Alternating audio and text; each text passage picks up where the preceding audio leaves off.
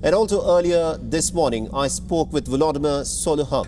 He is an independent journalist. He joined me live from Kiev to give us a sense of what life is like in Kiev since this morning, where the people in Ukraine woke up to the bombings by the Russians.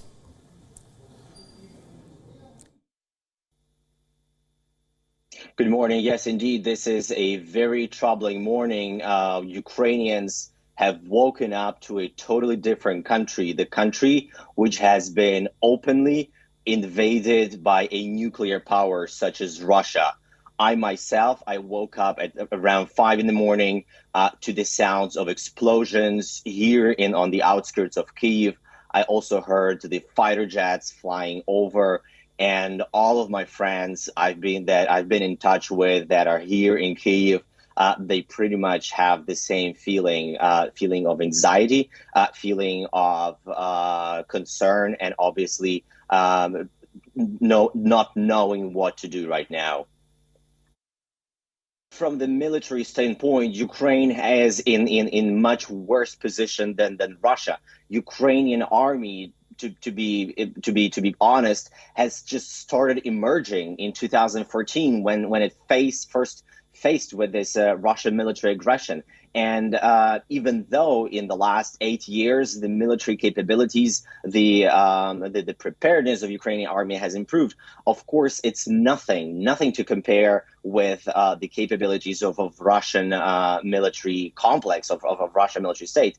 At the same time, Ukraine has been asking its Western partners, its Western allies, to impose preemptive sanctions on Russia, even before Russia has invaded. Just a few days ago, when Russia openly declared the independence of these breakaway republics and openly moved in troops there has been first sanctions introduced. I think that right now, Ukrainian government and Ukrainian people will be looking for more sanctions from its allies on Russia as a way to deter Russia now that it started bombing the cities across Ukraine. So that was Volodymyr Solovyov speaking to me a little while back. Meanwhile, there is more breaking news that is coming in, and the latest information that has come in from Ukraine is that there are at least about 7 people who have been killed in this conflict that's begun since morning. This is according to the reports that are trickling out of Ukraine at this point of time, where at least 7 people have lost their lives and 9 others have been injured in the missile strikes. And so the shelling that has taken place since early this morning, ever since the conflict suddenly has exploded onto the face of this world.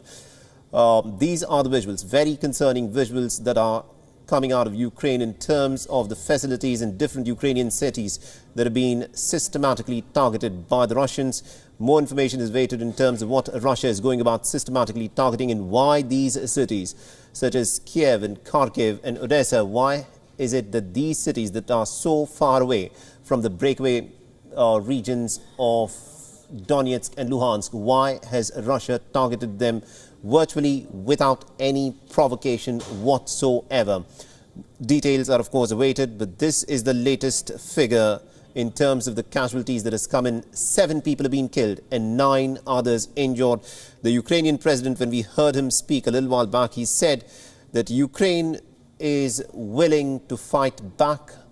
Ukraine, he said, was hoping for greater international support in the face of Russian aggression, and different countries around the world have expressed their support and solidarity, but you can't fight a war with solidarity alone. And Ukraine has said that in this moment of crisis, it is willing to fight back, but it wants more concrete support from the West.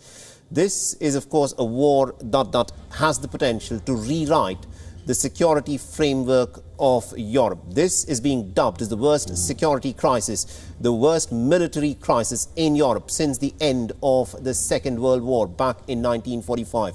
It's going to be a very crucial next 24-48 hours to see as to how the Russians, of course, take this forward. They've been ratcheting up the pressure, they've been upping the ante, and it remains to be seen as to what Russia, of course, intends to do next from here on. Is this going to be a limited conflict, or is this going to be a much broader and wider conflict that Russia wants to engage in with Ukraine is what needs to be seen. And also the hectic parleys, the diplomatic efforts, the diplomatic whirlwind tours that we witnessed by Anthony Blinken and also the likes of the French President Emmanuel Macron and the German Chancellor Olaf Scholz, they all seem to have come virtually to a knot. And the Russian war machine has now begun to roll into Ukraine as we speak. There are reports of the Russian heavy armor that has started to roll into the Donbas region.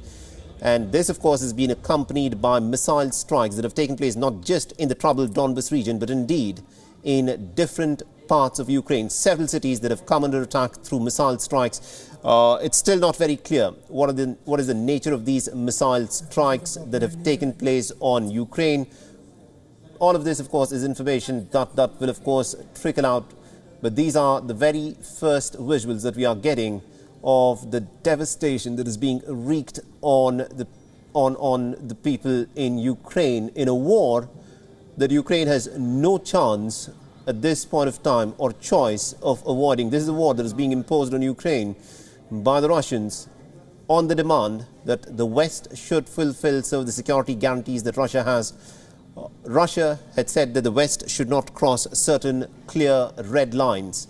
Russia had demanded that NATO military alliance must clearly bar Ukraine from joining the NATO military alliance, but the West insisted that it could not give any such guarantees. And now we are, of course, in a situation where the Ukrainian nation at this point of time, according to many experts, is in danger of getting dismembered. Is that the cost that Ukraine will have to play in this war is something that we will get to know in the days to come. But next, very crucial 24-48 hours that are playing out right now that would clearly highlight as to what the Russian intentions are. And I'm told that we also have this ground report from Kiev that would give us an impression as to what the situation is like on the ground in Kiev. Let's listen in to this report from Kiev. There have been explosions across Ukraine overnight as Russia begins the long-anticipated attack, one that much of the world has been waiting for over the past few days. Here in Kiev, in the capital, we heard a number of explosions off in the distance overnight.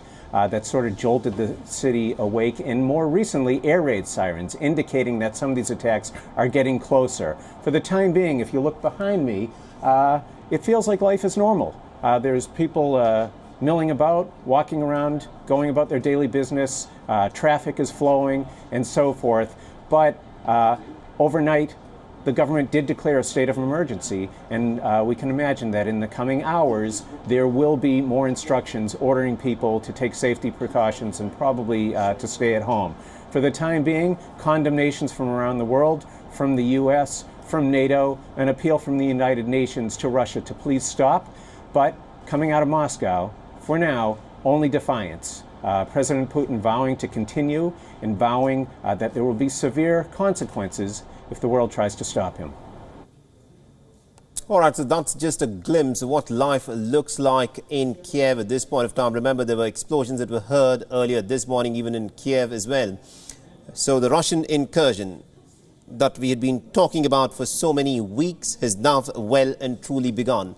There are several cities across Ukraine that have now come under attack. This, of course, is the central Maidan Square in Kiev. Life looks pretty normal, but in some other parts of Ukraine, there are hints of what is likely to come with this Russian incursion that has now been announced by the Russian President Vladimir Putin. Very crucial next 24 to 48 hours that would determine as to which way this war would, of course, go. What is Russia planning to do? How deep will this crisis stretch? And this, of course, is something that needs to be seen. People in Kiev have been told not to panic. Some of them, of course, are leaving some of these bigger cities and going back to their hometowns if they can. But at this point of time, Ukraine has shut down its airspace. This is in the aftermath of the missile strikes that have taken place by the Russians. And very tense moments here, very concerning moments with respect to what could happen in this conflict. We'll slip into a short break. More news and updates will continue on the other side. Stay tuned to WION.